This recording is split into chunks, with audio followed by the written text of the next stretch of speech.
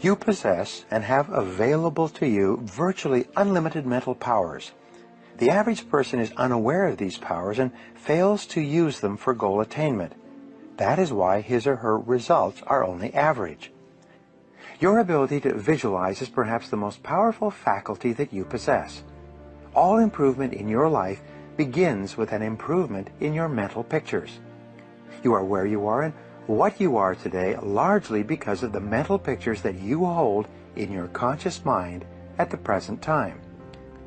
You have been using the power of visualization continuously throughout your life. But the problem is that most people use visualization in a random and haphazard way, sometimes to help themselves and sometimes to hurt themselves. Your goal should be to take complete control of the visualization process and be sure that your mind and mental images are focused continually on the things that you want to have and the person that you want to be. In essence, you control the molding and shaping of your own personality and character by the mental images that you dwell upon hour by hour and minute by minute. In professional athletics, there's a training method called mental rehearsal.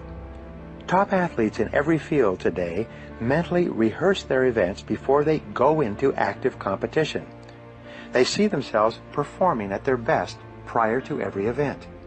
For many days and hours prior to a major competition, they practice visualizing themselves performing over and over again.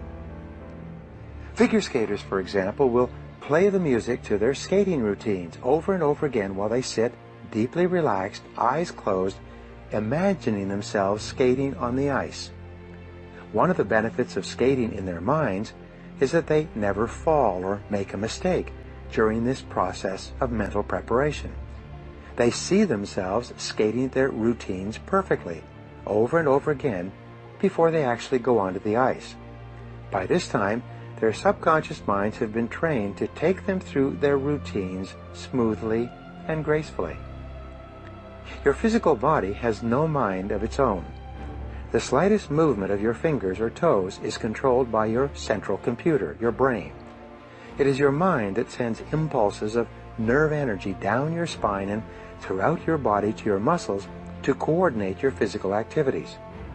When you visualize, you actually train your master computer. You program your mind with the performance that you want your body to carry out.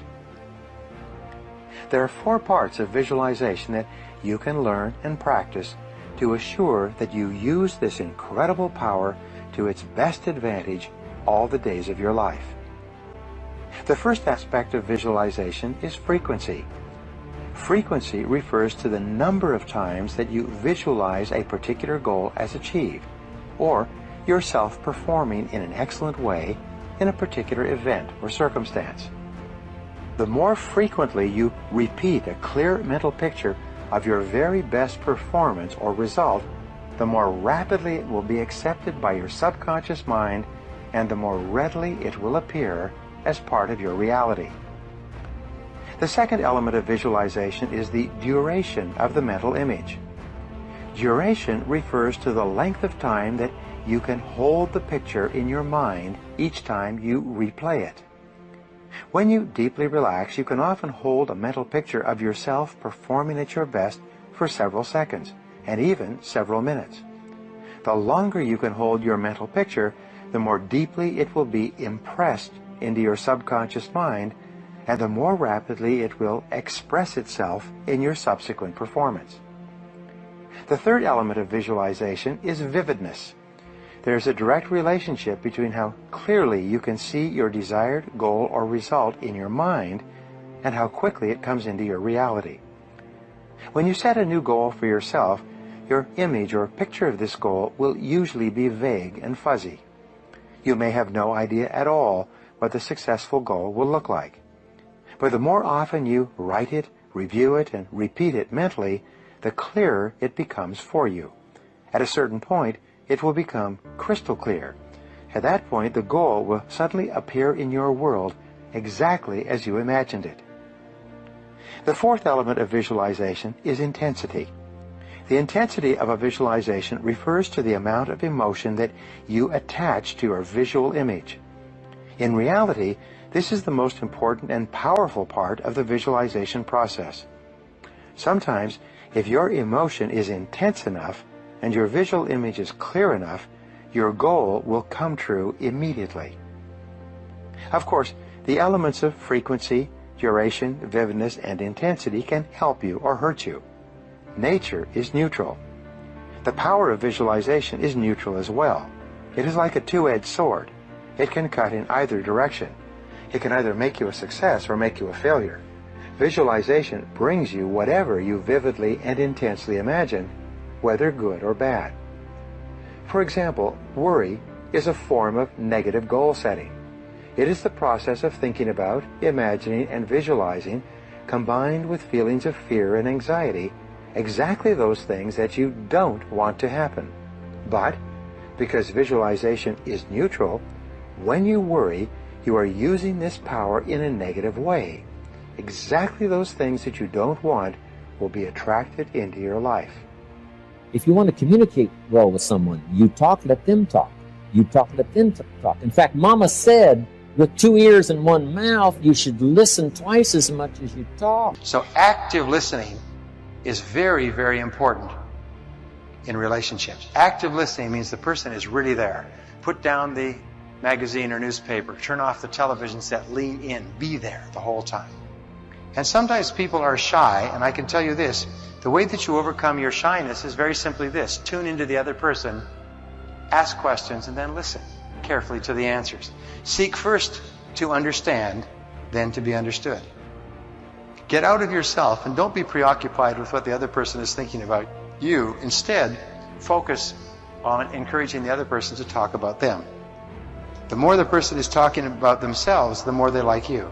Seek first to understand, then to be understood. When you go home at night, don't talk about your day at all. Instead, ask her and ask the kids about their days and listen closely. The more you listen, the more the person trusts you. The more they trust you, the more they like you. The more they like you, the more they open up to you. So, treat your members of your family, treat everybody you meet as though they were your best customers. Their jokes will be funnier. The conversation will be more interesting. You'll pay better attention. You'll have far more patience. Just try that. And by the way, as I mentioned, women are wonderful communicators. They're fabulous listeners. They're far better than men. Men are 95% more likely to interrupt a woman than a woman is to interrupt a man. B is pause before replying. When you pause before replying, it raises the self-esteem of the other person because it tells the other person that you're carefully considering what they said rather than just jumping in. And C, question for clarification.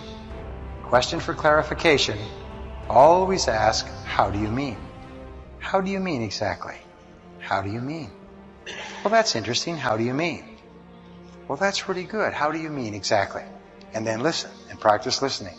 And finally, D, feed it back. Paraphrase it in your own words.